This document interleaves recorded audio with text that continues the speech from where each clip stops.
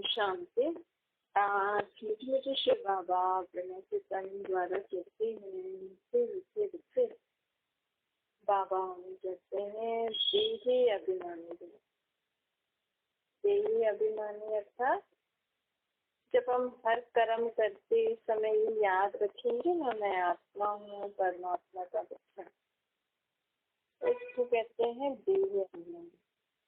देखो, आज सुबह से लेकर रात तक आप जो भी काम करते हो, जो भी ड्यूटी संभालते हो, वो किसी न किसी देह संबंध के हिसाब से संभालते हो ना। जैसे अगर आप किसी की वाइफ हो या हस्बैंड हो, तो आप जब एक दूसरे से मिलते होंगे, जो भी एक दूसरे के प्रति करते होंगे, तो आप उस हिसाब, उस स्मृति में करते होंगे कि मैं पत्नी हूँ तो मुझे ये करना चाहिए, मैं पत्नी हूँ तो मुझे ये करना चाहिए। आप घर में मेल हो, बड़े हो, तो सोचोगे कि मैं घर का बड़ा हूँ, मुझे कमाना चाहिए अपने बच्चों को, पत्नी के लिए, बच्चों के लिए उनको खिलाना पिलाना। तो पहले क्या याद आता है, मैं बाप हूँ या मैं फलाने का पति हूँ या पत्नी हूँ, तो याद आएगा कि मुझे घर का काम करना चाहिए। क्या आजकल लेडीज बाहर का भी काम कर लेती हैं, लेकिन फिर भी घर को संभालना, बच्चों को संभालना, ये कब आता है मन में? जब आप संबंध को याद करते हो, देह के संबंध को याद करते हो, तभी आएगा नहीं ये सारी काम याद आपको। अगर आपने शादी नहीं करी तो आपको बच्चे आदि याद ही नहीं आएगा। शादी नहीं करी, आप कुछ भी और जो काम कर रहे हो, आपको बस वही याद आएगा। तो इसको कहते हैं देह अभिमान। ऐसे ही ना, तो जैसे आप शुरू से देखिए रात तक आप कुछ संबंध याद करते ही हैं। दुकान पे जाते होंगे तो सोचते होंगे मैं इस दुकान का मालिक हूँ, ये मेरी दुकान है, तो मुझे क्या क्या करना चाहिए। जॉब पे जाते होंगे तो सोचते होंगे ये मेरी जॉब है, मुझे ये काम मिला है, मैं यहाँ पे एम्प्लॉय हूँ। तो देह ही तो याद आई ना। तो हमको एक एडिशन करना है। बाबा को छोड़ने को नहीं कह रहे, बाबा कह रहे सिर्फ एडिशन करो कि मैं आत्मा और परमात्मा का बच्चा। देखो, आज कोई बड़ी पोस्ट पे हो, उनको कोई कुछ बोल दे, बड़ी पोस्ट के आज घर में अगर बच्चा माँ को बोल दे, तो माँ क्या सोचती है कि मेरा बेटा हो के उसने मुझे ऐसा बोला, मैं उसकी माँ हूँ। तो ये क्या हो गया, देह हो गया। देह संबंध याद आया ना। आप भले बड़ी पोस्ट पे कोई किसी प्रेसिडेंट को कुछ बोल दे, तो दुनिया वाले उसको किस हिसाब से पनिशमेंट देंगे कि इसने प्रेसिडेंट ऑफ द इंडिया, उसको इंडिया का प्रेसिडेंट उसको बोला है। तो देह अभिमानी है ना हम। तो आज दुनिया में सब कैसे चल रहा है, देह के हिसाब से चल रहा है। लेकिन ये हम सोचें कि मैं भी आत्मा, सभी आत्मा। अगर आप मदर का पार्ट बजा रहे हो और जिस आत्मा जो आपका सन, बेटे या बेटी का पार्ट बजा रही है, उसने आपको कुछ बोला और आप यही सोचो, बाबा अब हमें सोचने का तरीका चेंज करना सिखाने आए। तो इससे क्या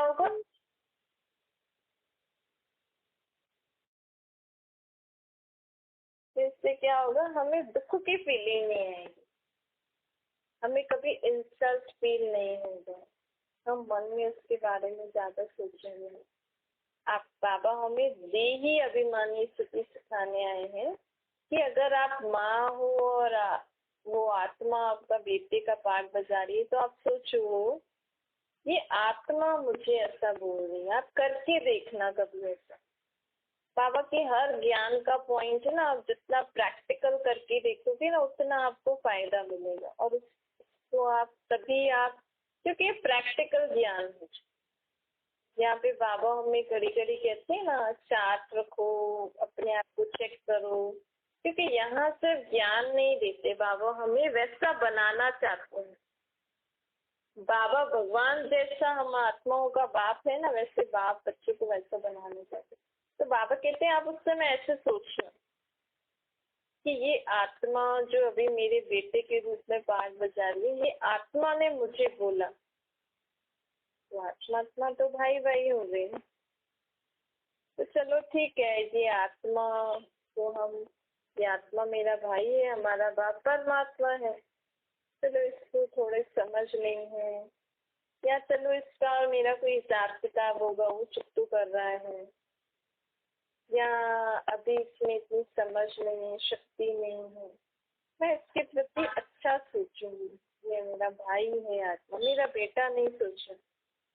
बेटा सोचने से आपको दुख आएगा, और आप यही सोचोगे ना ये आत्मा मेरा भाई है, और इस आत्मा भाई ने मुझे ये बोला। कि छोटे बच्चे बड़ों को, कभी कभी छोटे बच्चे नटखट में कुछ भी ऐसे बोल देते हैं, कर देते हैं ना, तो बुरा थोड़ी मानते हैं, समझ जाते हैं ना, अरे ये छोटा है, अभी इसको इतनी समझ थोड़ी है। ऐसे आप उस आत्मा को भी छोटा भाई समझो, बेटा नहीं समझो, तो आपको दुख नहीं होगा, फीलिंग में नहीं आओगे, आपको वो बात घड़ी घड़ी मन में परेशान नहीं करेगी, और ये आप उसके लिए अच्छा सोचोगे कि ये आत्मा भाई भी, बाबा इस आत्मा को भी आप समझ देना, ये भी अपनी इस गुस्से से या ऐसे अपशब्दों से मुक्त हो जाए। इस रीति से अगर हम दुनिया में चलेंगे ना, तब ही हम दुख परेशानियों से मुक्त हो सकते हैं। आज अगर प्रेसिडेंट को किसी ने बोला और प्रेसिडेंट को ये ज्ञान हो कि वो आत्मा है, मेरा भाई है, क्योंकि ये ज्ञान सभी आत्माओं के लिए, और देख और यही वो उसको उनको बुला के और उनको उनके प्रति शुभकामना रखे, तो कितनी अच्छी बात है ना। इसको कहते हैं देही अभिमानी स्थिति। तो बाबा अब हमें देही अभिमानी स्थिति बनाने के लिए कहते हैं। अब देह अभिमान में नहीं आओ, मैं इतने बड़े घर का हूँ और मुझे ऐसा ट्रीट किया नहीं। अब तो आत्मा हो ना, भले आपके पिछले जन्मों के कर्म ऐसे अच्छे हैं जो आपको इस जन्म में अच्छा पैसा, धन संपत्ति, पोजीशन मिली है, पर इसका मतलब ये थोड़ी कि हम किसी को कुछ भी बोल दें, कुछ ऐसा कोई कर। कभी कभी देह अभिमान के वश होकर लोग सोचते हैं ना, हम बड़े घर के हैं, हमारे पास धन संपत्ति इतना है, ये वो, तो वो लोग छोटों को भी कुछ भी बोल देते। लेकिन वो क्या कर रहे हैं, हम अपने पिछले जन्मों में अच्छे कर्म किए, जिस फलस्वरूप उस आत्मा को भी अच्छा धन संपत्ति, घर संबंधी मिली। लेकिन अगर वो इस जन्म में देह अभिमान के वश होकर दूसरों को बुरा भला बोलेगी, तो उसको नेक्स्ट जन्म में फिर कम पोजीशन वाला जन्म मिलेगा।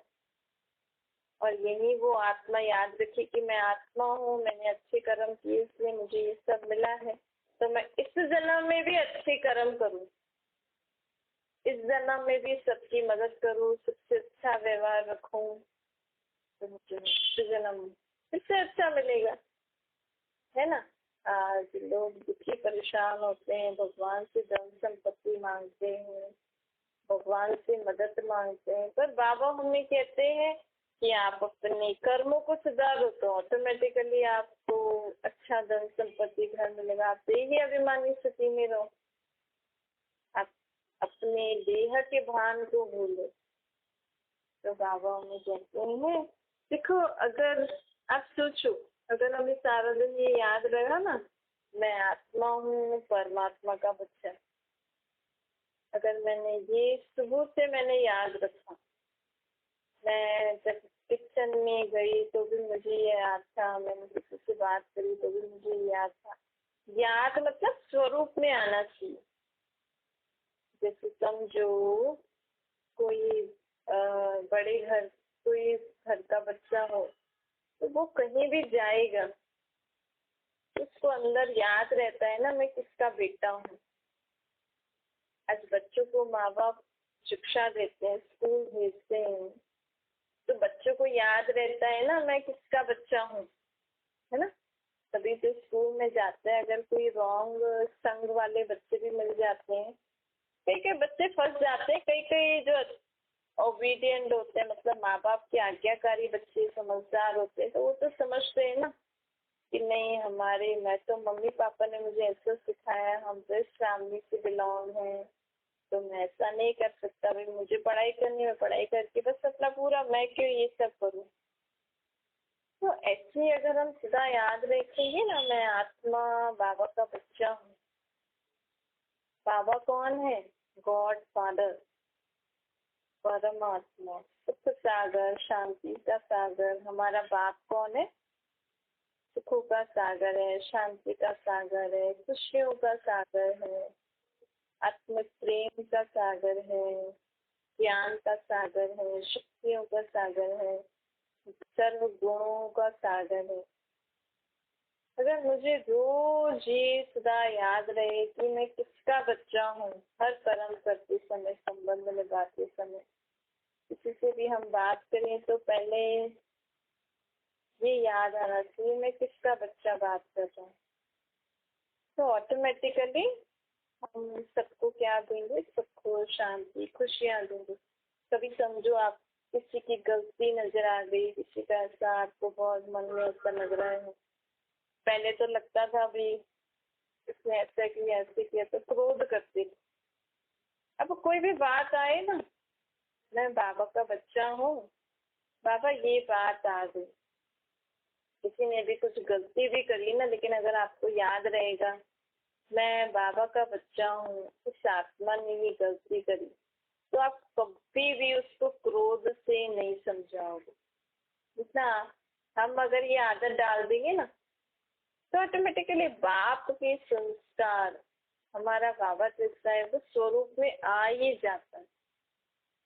ये आप हमें प्रैक्टिस करनी है। अब रोज कल सुबह से प्रैक्टिस करना। अच्छा, रात भी आप कर सकते हो, मैं बाबा का बच्चा, बाबा को सब बता के फिर बाबा की याद में सो जाना। सुबह को उठना, बाबा से गुड मॉर्निंग करके बाबा को साथ सब बातें बताकर अंदर मन में ही तो याद करना है, किसको क्या पता ये क्या सोचता है। और ये हमारा मन बुद्धि बिजी रहेगा तो हम और कुछ नहीं सोचेंगे फालतू बातें। हाँ, काम की बातें सोच रही है उसमें भी याद रखना मैं बाबा के साथ काम कर रहा हूँ।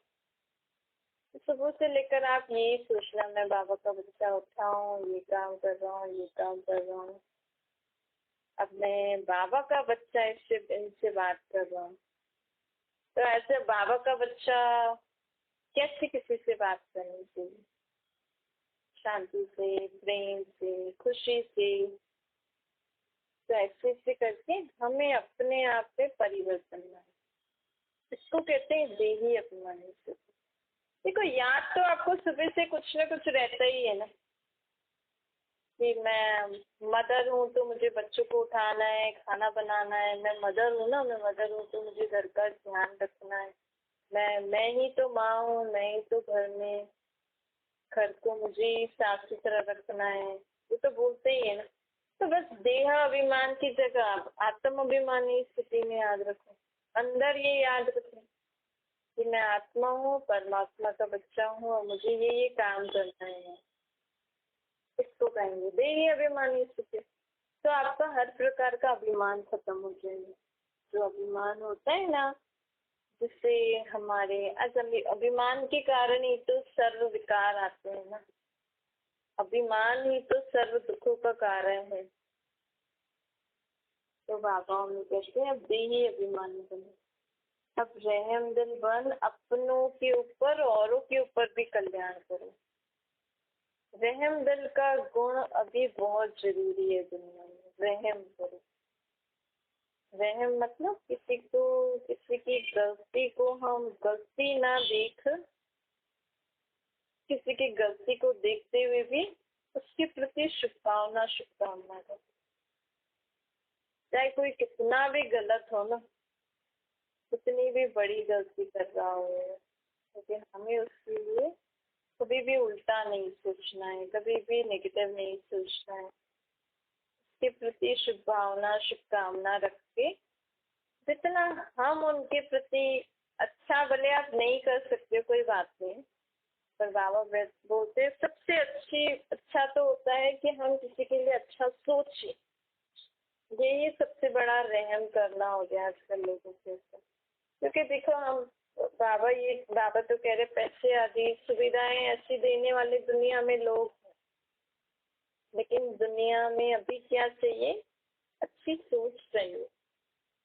बाबा कहते हैं आप सुबह से रात तक ये ध्यान रखो, हर बात के लिए मेरे मन में अच्छी सोच रही।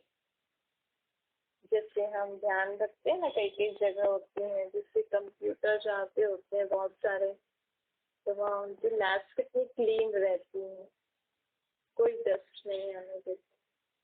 ऐसे ही अब मेरे मन में कभी भी नेगेटिव वेस्ट डर्टी थॉट की डस्ट नहीं आनी चाहिए। चाहे कोई हमें कितना भी बुरा भला बोले करे, लेकिन मुझे नहीं सोचना। बाबा कहते हैं इसका हम चार्ट रखेंगे ना, चार्ट रखने से बहुत फायदा होता है। तो डे टू डे लाइफ में हमारे अंदर कितनी प्रोग्रेस हो रही है। आप ये नहीं सोचिए कि हम तो इतने बड़े हो गए। आप आत्मा के नाते सभी छोटे हैं अभी, क्योंकि आत्मा अभी सभी की आत्मा में शक्ति गुण ज्ञान नहीं है ना, समझ नहीं शक्ति। हम खुद ही कहते हैं ना कि अब हमारे अंदर शक्ति नहीं, अब मैं नहीं कर सकती। आप लोग शरीर से बड़े हैं, अच्छी पोजीशन पे बैठे।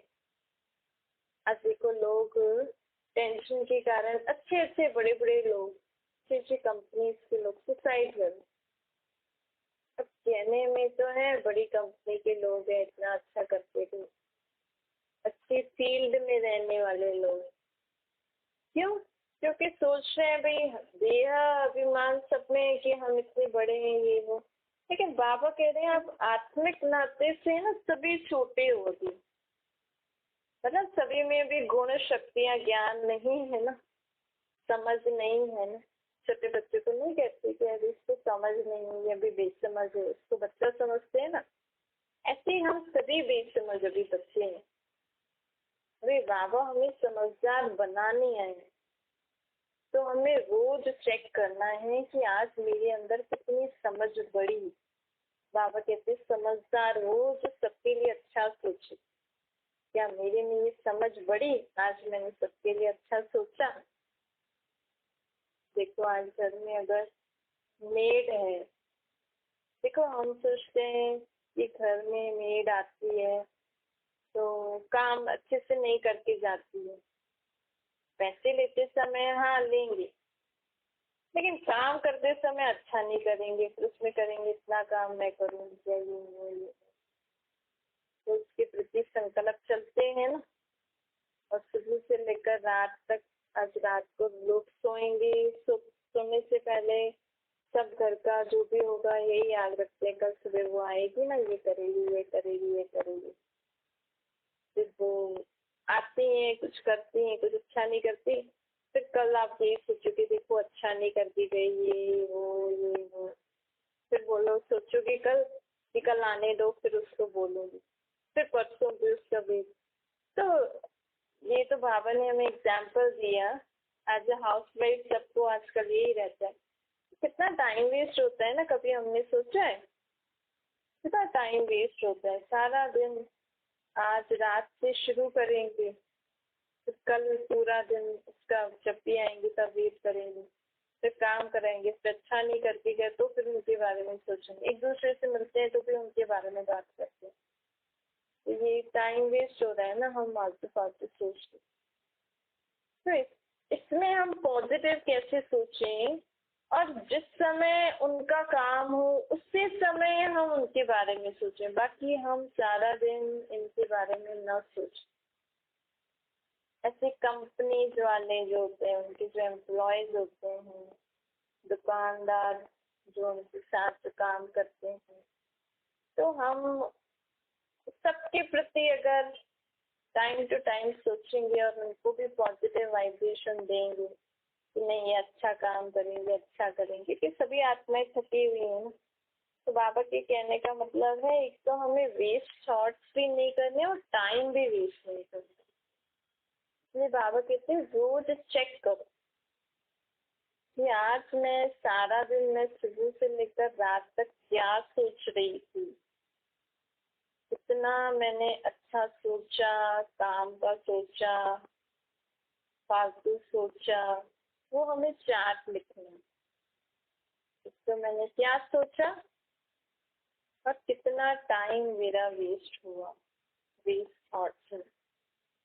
जब हमारी ये दो चीजें हो जाएंगी ना, वेस्ट थॉट्स खत्म, वेस्ट टाइम वेस्ट करना खत्म, तो देखो हमारे अंदर हमारे थॉट्स कितने बच जाते हैं। मतलब हम उस समय फिर और काम भी कर सकते हैं ना।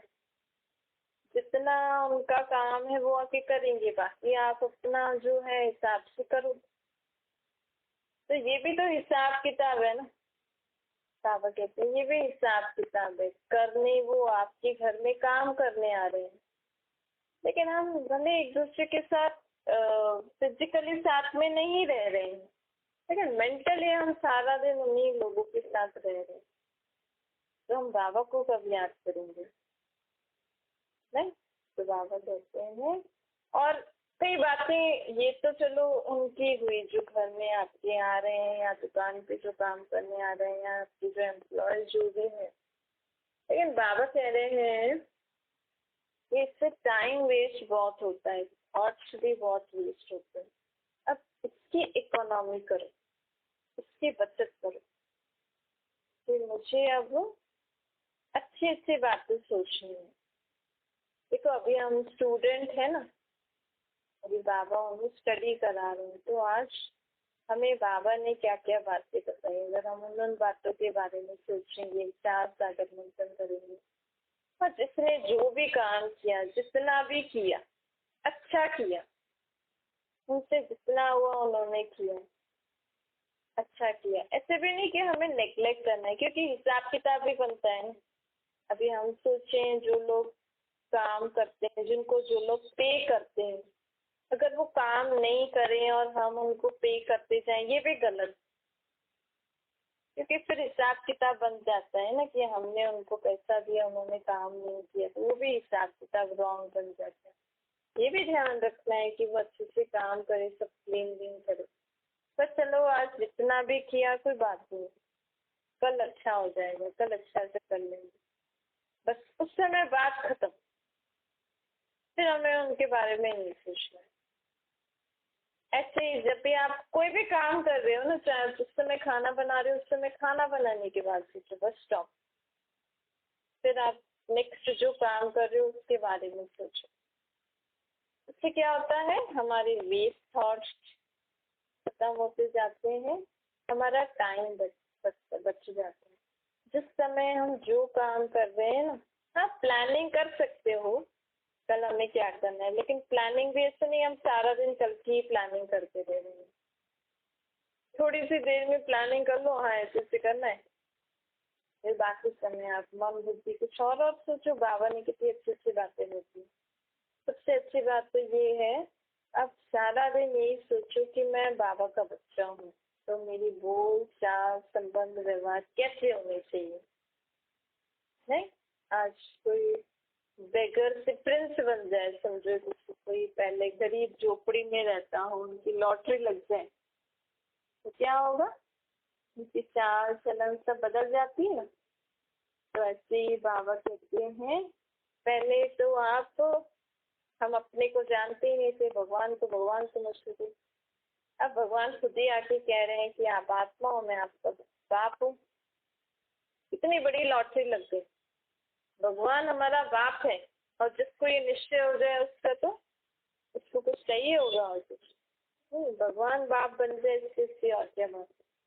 अच्छा, मीठे मीठे सिकलों के बच्चों प्रति माता पिता बाप दादा का याद प्यार और गुड मॉर्निंग। रूहानी बाप की हम सभी रूहानी बच्चों को नमस्ते। हमारी भी रूहानी माता पिता बाप दादा को याद प्यार गुड मॉर्निंग और नमस्ते। वरदान है, शुभ भावना से व्यर्थ को समृद्ध में परिवर्तन करने वाले होली हंस बने।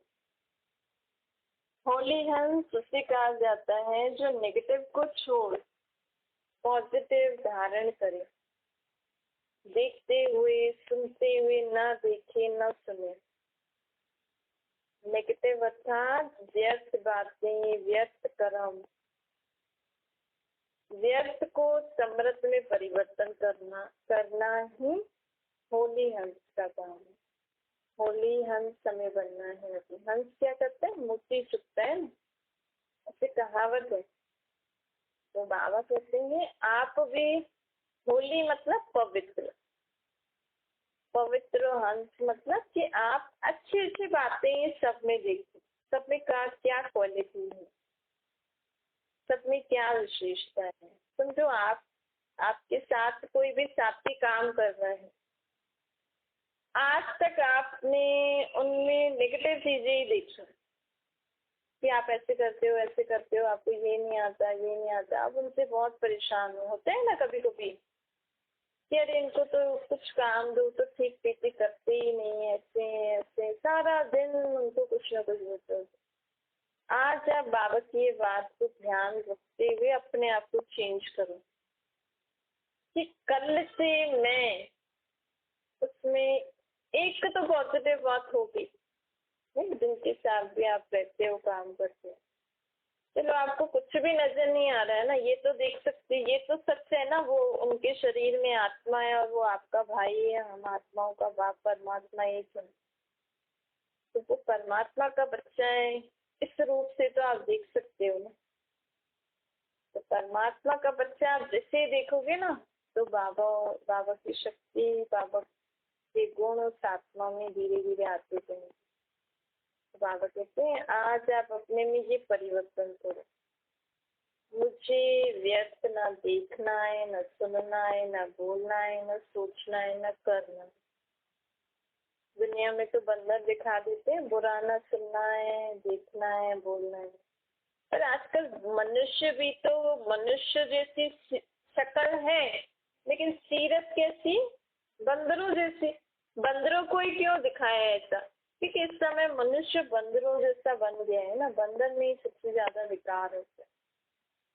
तो अब वो बंदरों के लिए नहीं है, ये हम मनुष्य आत्माओं के लिए बाबा कह रहे हैं। बुरा, व्यर्थ, नेगेटिव कुछ भी नहीं देखना है, बुरी चीज भी नहीं देखनी है, नेगेटिव भी नहीं, वेस्ट भी नहीं। ना देखना, सुनना, बोलना, सोचना भी नहीं। जब पहले पहले तो सोचना आएगा, सोचेंगे ही नहीं तो बोलना करना तो ऑटोमेटिकली खत्म हो जाएगा। तो इससे अब हमें क्या करना है? सबके प्रति शुभ भावना रखनी है और व्यर्थ को पॉजिटिव, शक्तिशाली, समृद्ध में परिवर्तन करना। लोगों ने अतीन्द्रिय सुख की अनुभूति करनी है तो शांत स्वरूप स्थिति में स्थित रहो। अतीन्द्रिय सुख की अनुभूति करनी है तो शांत स्वरूप स्थिति में स्थित रहो। मैं आत्मा, परमात्मा का बच्चा। जब भी आप अपने को आत्मा समझ के बाबा को याद करते हो ना, तो जो आपको अनुभूति होती है ना, वो इंद्रियों से परे वाली होती है। उसको कहते हैं अति इंद्रियों से परे वाला सुख, खुशी, शांति। क्या ओम शांति? बाबा को याद करिए।